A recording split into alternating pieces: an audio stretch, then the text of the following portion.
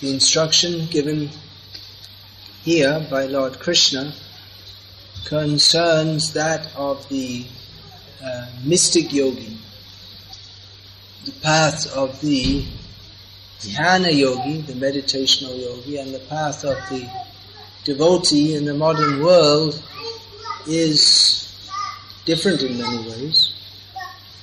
Here it's mentioned that the yogis should live alone, but devotees are recommended always to live in the association of other devotees. And in fact, we are advised not to live alone. But in one sense, a devotee lives alone with non-devotee. It's just like one of the or it's similar to the case of one of the qualities of devotee being mentioned as mona, he's silent. But then elsewhere, one of the qualities of devotee is mentioned, namagane sadaruchihi. He always has taste for singing the names of Krishna. So these may appear to be contradictory. If there appears to be a contradiction, then we have to understand the context. So silent means he doesn't talk nonsense. By always talking about Krishna, a devotee is silent about material matters. Here in this verse it's stated that a yogi should be free from desires and feelings of possessiveness. In the purport, Srila Prabhupada quotes, as he does many times, two important verses which are given in Sri Bhakti Rasamrita Sindhu, which fits with the theme I was discussing last night about how a devotee has nothing in this world. A devotee cultivates the understanding that I have nothing. I belong to Krishna and I only have Krishna. The devotee should always cultivate the understanding that I am Krishna's. And when a devotee comes to a very high level, he may also feel Krishna is mine. Mother Yashoda, she doesn't just feel that Krishna is mine, it's just for her, it's a fact. Just like here the little boy is standing up. He sat down again now. So his mother is here also? No. Anyway, the mother doesn't have to cultivate feelings that this is my son. She doesn't have to do any sadhana or meditation to think that this is my son. She doesn't have to do any philosophical research to think that this is my son. It's just for her, it's axiomatic reality which she doesn't even have to think about. It's my son. And I'll cook nice things to feed him, and if he's naughty, I might slap him also. So that's the way Mother Yashoda thinks about Krishna. She doesn't read Bhagavad Gita every day to consider that Krishna is my son. But for us, it's necessary to read Bhagavad Gita every day, because we're thinking of someone else except Krishna as our son, our friend, our wife, our mother, and so on. So we should cultivate the understanding that I am Krishna's. And when we become very advanced, a devotee who is very advanced thinks that Krishna is mine. But actually, devotees, they don't even cultivate the feeling Krishna is mine, but they want to serve Mother Yashoda. They want to serve the gopis. This is called becoming the servant of the servant of the servant of the devotees. So, by the principle of service to Krishna, a devotee lives in this world, seeing that everything in this world is Krishna's. So if Krishna has sent me $1 million, I can use it for Krishna. And if Krishna gives me not even one single paisa, I can also serve Krishna. Service to Krishna is not dependent upon any material circumstances. But one who is living in this world with the intention to serve Krishna, he may use all kinds of facilities of this world for the service of Krishna. Yesterday I was giving the example of the brahmacharis and the iPods.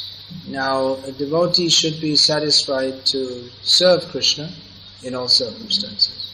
But at the same time, you can use, if Krishna provides such facilities, all kinds of things in Krishna's service. The principle is how can Krishna best be served. And although the devotee can use all kinds of expensive things in the service of Krishna, the tendency should be to not live very comfortably or opulently. A devotee can accept money to serve Krishna, but he himself should not live a very comfortable life. Again, facilities may be used if, just like recently I went around the world. I visited many countries and I flew mostly from place to place. I went by airplane. So if I had gone by walking and by ship, then I wouldn't be here today. I'd still be I wouldn't have got further than Pakistan probably. So the modern facilities are there, they can be used in a balanced way. Taham upayunjitaha, that is mentioned in the verse Prabhupada has quoted, means everything should be used in a balanced way. We shall not indulge in luxury. In the Krishna consciousness movement, by the grace of Krishna, money will come. It may be that money will come.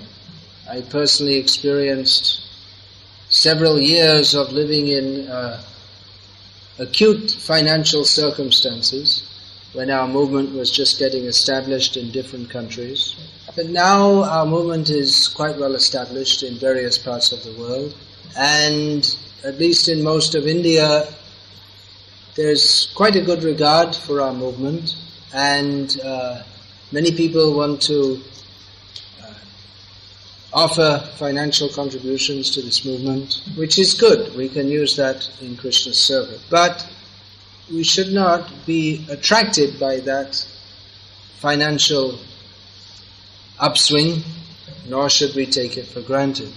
Most of India today, the population is still struggling and not very well-to-do financially. So for many of them, when they take to brahmachari life, it's actually for them, you see, brahmachari life is must be one of austerity, but for many, it's actually more comfortable than any, and they have more facilities than they ever had previously. So we should be careful not to be overwhelmed by that. The sadhus are always advised to be careful of two things. Maya in general. Maya, two principal manifestations are kanak and kamini, which means literally gold and lusty women. So we should not become enamored by money. We shouldn't think, well, I can just spend it freely and it doesn't matter. People will give more money. Srila Prabhupada called one of his disciples an irresponsible prince because he would spend money. Srila Prabhupada himself was very frugal, even amidst plenty. When the Krishna Balaram temple opened in Vrindavan, Srila Prabhupada was personally overseeing all the expenses. He was saying, how much are you spending for food purchases? He would calculate, we have so many men living here, it should cost this much for one man per day, this much atta, this much rice, this much sabji, this much dal. He would tell the town president, you're spending too much. The town president told Prabhupada, Prabhupada, that was the price when you were living here 15 years ago. Prabhupada said, anyway, do it at the same price. So even though that temple, they spent lakhs and lakhs of rupees, but still Prabhupada was watching. Don't waste not even one paisa. So again, balance, that doesn't mean that the brahmacharis, we don't give them any clothing until all their clothes fall off and they only have their copings to run around in. Devotees should get their minimal needs, but not to the point of luxury. We're not meant for luxurious living. We can spend any amount of money for serving Krishna. And because we have to engage these bodies in the service of Krishna, we have to see that they're looked after properly. But everything balanced. There often comes the question, how much should we push ourselves in Krishna's service? The ideal is nidrahara vihara kadi vijito. We should overcome eating and sleeping. Raghunath Das Goswami would take a little bit of buttermilk in how much he could put in the palm every 2 days. Then he would chastise himself. You see, I'm just engaging in sense gratification to maintain the body. So, who wants to do that? Jai Panduranga is thinking about it. Well, in the early days of our movement, we often used to see devotees, they were like trying to be very austere and this and that. But the problem is that, you see, usually if we're not really ready for that, then we'll get sick and then we can't serve Krishna properly at all. So at the same time we want to push ourselves in Krishna's service. Our revered godbrother Tribhuvanath Prabhu, he was preaching in England and Ireland and Africa, and in the last 15 years or so. Before that he was preaching in the Middle East and India, so many places. Yeah, last 15 years or so he was preaching in England and Ireland and Africa. So he would organize festivals, and he would often go for 2 days without any sleep or eating or anything. He would go on leading kirtan for hours and hours together, so his voice, even normally his voice was like this because anyway he got cancer at a young age and he died. He was maybe 50 or something like that, 50 years old, something like that. So he lived a glorious life, and many people used to say to him, well, you should slow down, you'll get sick, but he wasn't in his nature to stop serving Krishna even for a moment. Our glorious godbrother Srila Jayapataka Maharaj, for years everyone's been telling him to take rest. Now Krishna's arranging, he's taking some extra rest, and we pray he'll come back stronger than ever to lead the preaching movement. But that may not be, to live as these devotees are living may not be possible for or advisable for everyone. A balanced approach may be advisable for most people. In the name of being balanced, we shouldn't be not doing much service. We should do plenty of service, more and more service. We can use any amount of money in Krishna's service, but our tendency for ourselves should be to be frugal. So in the same way, we should see our own abilities, and we say in English, to pace oneself. Should pace oneself. It's the same, just like on a marathon run. If you run very fast at the beginning, then you finish, and then it looks like you're running ahead, but you run out of energy, and then you finish last in the race. You run out, you're very fast in the beginning, and then you slow down. So there's a saying in athletics, to pace oneself. It means you have to go a long way, so you go at a steady speed that you can maintain. And especially at the end, then you make a special effort and you go faster.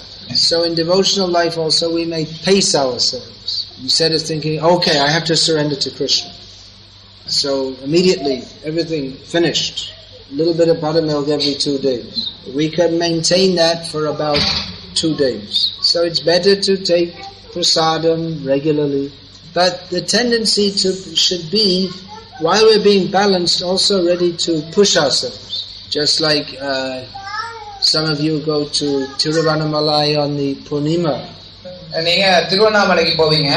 then all night book distribution. So someone might say, well, I have to sleep. Alright, but those who are very dedicated, they will take the austerity, and it is a strain, but it's a good opportunity for preaching, so they take that, and then later they rest. So we just have to live in a way that is conducive for our service to Krishna. We should try to keep healthy, but if we're too much concerned with health, then we can't really do any service anyway. So our first consideration is, how can we serve the mission of Srila Prabhupada and Chaitanya Mahaprabhu in the best way, without being indulgent and without being fanatically attempting to be renounced like the yogis or something like that. but just living a balanced, practical life in Krishna's service, always serving Krishna to the best of our ability. Now, of course, for grihastas, they have many family, social and occupational consideration, and they have to balance all of these with their service to Krishna, which isn't always easy. Different people have different difficulties, but in Kali Yuga pretty much everyone has some kind of difficulty. But the tendency should be always to think, how can I serve Krishna more and more and more to the best of my ability? If we are sincere to do that, and if we take guidance from experienced devotees, then we can live in this world in a manner that is conducive for our advancement in Krishna consciousness. So be happy in Krishna consciousness. Don't be enamored by the facilities that this movement can offer, but just think how to use everything in the service of Krishna. Always remember, I am a servant. I have to keep on saying this because I'm in a very dangerous position. Now you're all smiling, but it's true. See, I'm always the one sitting on the big seat and giving the lectures. I'm served by others and respected by others. Bhaktivinoda Thakur says about himself, Loye Sadhu Besh. What is this? Ane Upadeshi, E Boro Maya Ranga. He says that, you see, I'm dressed up like a sadhu and I'm instructing others. This is just a big joke of Maya. So I have to keep on preaching that we're all servants of Krishna, which is true. It's true, right? We're all servants of Krishna. But it's very easy to forget it, isn't it? It's true that we're all servants of Krishna, and it's also true that it's very easy to forget that we are servants of Krishna. In fact, unless we're constantly reminding ourselves and being reminded by others, then we always forget. You see, I'm advising you, but no one bothers to advise me. So I have to advise myself that I am, after all, the servant of Krishna and not an enjoyer of the facilities offered by the devotee.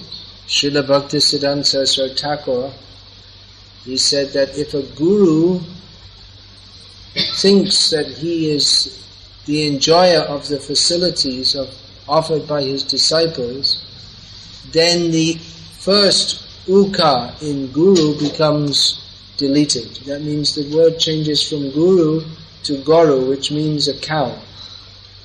Saeva go kara. A cow, of course, is a very sacred animal, but it's not very intelligent. So you could say that just like the cow is worshipped, so the guru is worshipped, but if he thinks I am the enjoyer, then he's not very intelligent. Alright, Hare Krishna, Krishna Krishna, Hare Hare, Hare Rama, Rama Rama, Hare Hare. Is there any question about this? Please. I was a certain level of ability in Krishna service. What's that? I couldn't hear. We have certain abilities in Krishna. Yeah. Certain level. Ability and some certain level of resources. Yeah. We also try to push ourselves to do more and more service for Krishna. Yeah. We desire that also. We make our ideals also. When Krishna will reward more abilities. When will Krishna reward us with more abilities to serve Him? When will Krishna reward us more abilities to serve Him? Well, I often thought like that myself. I'd like to be able to learn much more verses, but I always forget them. And I'd like to have more intelligence, so I could not take such a long time to write books. I'd like to have more physical strength so that I could not feel exhausted so much from traveling around so much. And I'd like to be able to lead kirtan again because my voice is always so weak, I don't lead kirtan. So, on the other hand, I have to consider that, well, this is what Krishna has given me. And I have to serve Krishna to the best of my ability under the circumstances. This screen door has just been opened. It's an invitation to all the mosquitoes to come inside. I don't know, some people they like mosquitoes. I must admit I don't. I mean, they're all devotees of Krishna, but I'm not so advanced that I want to invite them all inside. So, whatever it is that's somehow Krishna has put me in this situation, or I'm in this situation due to my previous sinful activities, as best I can, given the situation I'm in. It's not that everybody's going to be like a great world acharya. Someone might be a very simple housewife looking after her children and serving Krishna, chanting Hare Krishna. And Krishna is not that she has to run around and give up her children and go flying all over the world and giving lectures, preach to everyone, children are Maya. But if she just serves Krishna the best she can under the circumstances, Krishna will be pleased. And that is the purpose of our life, to please Krishna. So naturally a devotee has the desire to serve Krishna more and more and more. But at the same time, again, we have to understand that we have certain capabilities and abilities. Personally, I'm quite aware of my own limitations. I'm probably not as conscious of them as I should be, but I realize that, I'm this murka nicha kudramuri bishoy lalosh. This Krishnadas Kaviraj Goswami says it, but it's a good description of me, that I'm a fool, I'm low, I'm insignificant, I'm always desiring sense gratification. Vaishnava bale kori etek shahosh. But still, because I try to preach, then I have the audacity to attempt to do so. That is despite my disqualifications, because Prabhupada has told me to try to preach, I'm trying to do so. So some very good people are coming. So my outlook is that even though I'm almost completely useless, that if I simply repeat the message that Prabhupada has given, then more and more people may come who can actually apply that in their life, and by their mercy I might also become somewhat Krishna conscious at some time. So the answer is that, well, maybe we won't get more abilities. Maybe in another lifetime. But whatever abilities we have, we can serve Krishna with sincerity. Even if one has not got any qualifications, it is not learned, not austere, not anything, but we can still try to serve Krishna, and Krishna will appreciate that. So many how should we face it? Faith in Guru and Krishna. If you try to sort out the problem, it's just like a tangled knot. The more you try to sort it out, the more it becomes entangled. There's no end to the difficulties in family life, especially designed by Maya to be troublesome, with unending varieties of troublesomeness. Have you seen the kaleidoscope? You look inside it and you turn, you see some colorful pattern. You just move it, and then there comes another pattern. You've all seen that, right? Yeah. So you'll never get the same two patterns again. So Maya is like that. She has unlimited, it's like a complex design. So the complexities in family life, I can't give it straightforward. Even if I try to tell you how to sort out the present situation, then again it'll become another difficult situation. So we just have to accept that that's the nature of life in the material world. And without being too much disturbed by it, chant Hare Krishna. That's the real solution. Just don't become too much disturbed by it and go on chanting Hare Krishna. And as much as possible, you can try to make your family members Krishna conscious. But even if your family members are Krishna conscious, still family life means various difficulties. Just get used to it.